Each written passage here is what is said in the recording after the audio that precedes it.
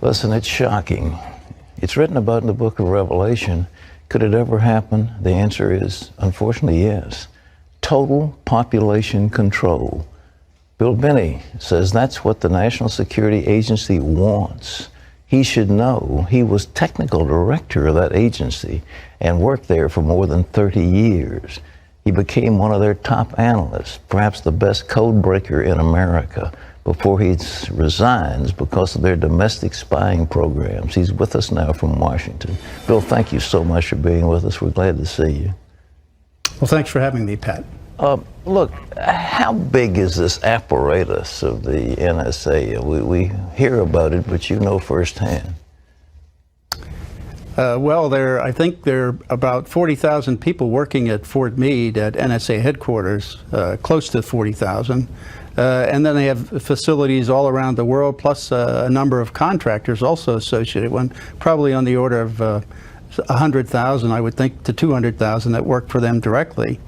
So it's a rather large operation. I mean, it's between $10 and $15 billion a year that they spend on it ever since 9/11. So that's quite a bit of money they're investing in it. How much data can they acquire? Is there any limit to it? Actually, the only limit is in terms of money, power, availability, and space to stack equipment to go and collect the material. Well, now you've said that the ultimate goal is total population control. In a democracy, that is really scary business. It's actually a totalitarian process that's been used down through history. I mean, that's what totalitarian dictators, states, that's what they want to do. They want to know everything about the population so they can control it. That was the idea behind the Soviet Union, the East German Stasi, that was their idea, and the Gestapo and the SS, and down through history, many others. Is our stuff more powerful than those agencies you mentioned? Yeah, unfortunately it is. That's the real problem I see, is that the capacity is, when you're looking at electronic activity of individuals, like when you use your credit card, or when you make a phone call or email anybody on the internet, or do chatter on the internet, that can be monitored in near real time if they're necessary. Otherwise, they can capture it, collect it, store it, and then retroactively analyze it. So it's something that it provides the opportunity to monitor everybody in the country, in fact, most everybody in the world, in near real time throughout the day. And that's really a 1984 on steroids, really. All right, now let's take Mrs. Joe Average living in Topeka, Kansas, and she goes to the store and buys something with a credit card. NSA's got that right then? They have electronic data. They'll collect financial transactions, sure. She calls her friend Myrtle down the street. That phone is monitored, that call? Not all of them, but a good many of them are recorded. Certainly all of the fact that she made that call is recorded and stored, and what we call graphed, that is building relationships. That's one of the real problems here. This is a violation of your First Amendment rights. Under the Constitution, you have the right to assemble, free assembly, which means that it doesn't say you have the right to free assembly as long as the government knows about it, which is what's happening when the telecommunications companies turn over all their records of phone calls to and from with duration. That tells them everybody you're contacting, your whole social network on the phone, because it's a simple matter of doing a reverse lookup to see who that is that you're calling.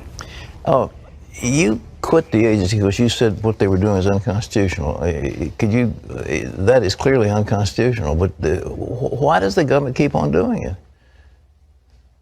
That's the reason I've been able to, at least from what I can see in the public domain, is they're doing it for law enforcement worldwide. And actually the main users of this data are in fact FBI and the Drug Enforcement Administration and other law enforcement agencies in the country. And they use this data to find criminal activity, and then they go arrest people based on this information.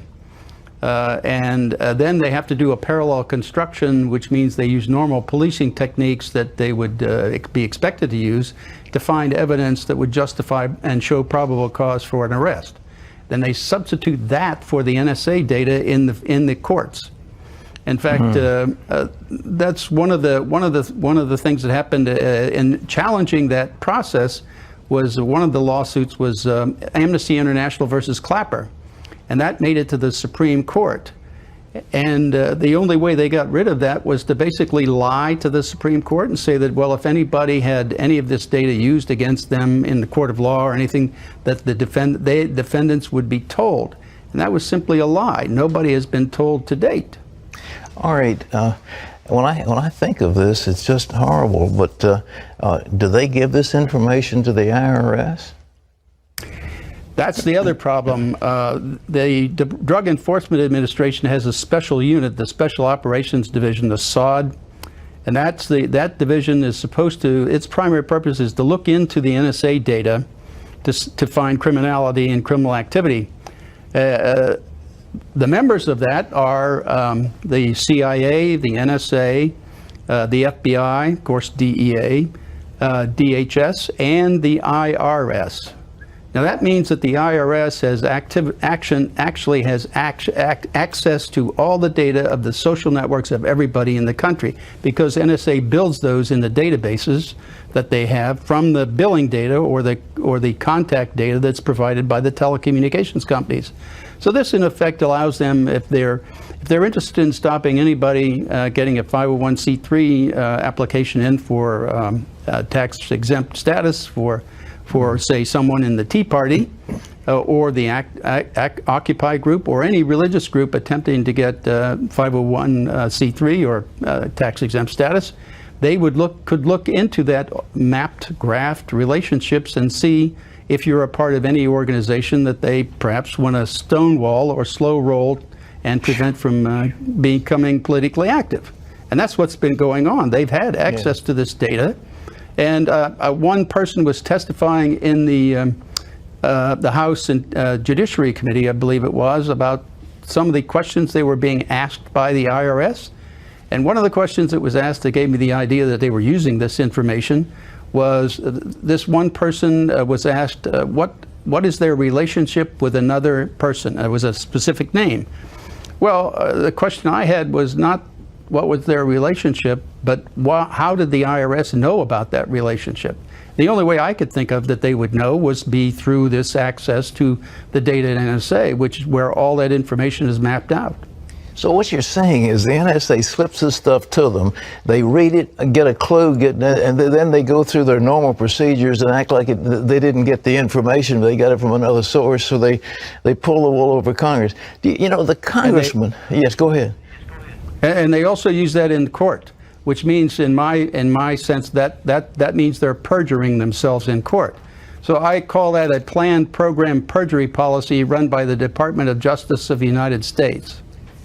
You know, I'm horrified at all this, and I'm sure the average of America, you know, most of the congressmen they come out of neighborhoods and they're elected by the people. Do you think Congress has even a clue as to what you're talking about? Probably not a complete clue, but I think that's part of the reason that Representatives Amos and Conyers got a coalition of members of the House to try to unfund NSA's activity last year. They almost made it by about 12 votes. They lost by 12 votes, but they came pretty close for a first try. So there is a move in Congress to limit and stop this, and it really is all of this activities. It's unconstitutional under the First, Fourth, and Fifth Amendments. The first, because they're giving your associations and everything, the government is collecting that data. The fourth, because they're looking at the content. It's not just metadata that they're collecting, it's content also. And the fifth, because they're using data that the content of data that you pass between your friends and neighbors and use that against you in a court of law. That's a violation of the Fifth Amendment. That is to have you can claim the Fifth Amendment not to testify against yourself. Well, that's a violation of that too. How come some little guy didn't come after you in the middle of the night, or have they? They have, actually. They sent the FBI at me in 2007 and tried to intimidate me to stay quiet. What about Snowden? Is he a traitor or a hero? I looked at him as doing an absolute public service, not just to the people of this country, but to the world, because he produced evidence that's irrefutable by our government. That's the crimes against the Constitution and the laws that we had over time anyway. So that was irrefutable evidence of what they were doing, and so they cannot deny it now. What kind of megalomaniac would want to do something like this? Is monstrous. And these guys, I mean, where does the mindset come from that devises all this stuff? Well, that's what I objected to and why I left NSA early on back in 2001, because I saw this coming. I mean, I had worked the Soviet Union problem for almost 30 years, and it was very clear to me that in October of 2001, the NSA and the U.S. government started adopting the procedures and techniques and processes that the Soviet Union and the Stasi and all of the countries behind the Iron Curtain were using. So we were actually adopting their procedures. It was very clear to me that that was what was going on. All right, last question. The average person doesn't have a vestige of knowledge of what you're talking about. They just trust their government. What are we going to do as citizens? Well, you see, let me say something about that first. That's really the problem here in this country. You see, from what I see is we have not had a dictator in this country for almost since George III, for almost 240 years. So we've been very comfortable over those 240 years, at least, kind of depending on our government to do the right thing. And that's what we've all been accustomed to them doing. That is, we trust them and have trusted them for a long time. And so we don't have that knowledge of what dictators and dictatorial processes are. But if you look at it, the Germans today are the ones who are really upset about this. And the reason they're upset is because they've got living memory of the Stasi and living memory of the SS and Gestapo. So they're very familiar with these techniques and procedures, and that's why they're very upset.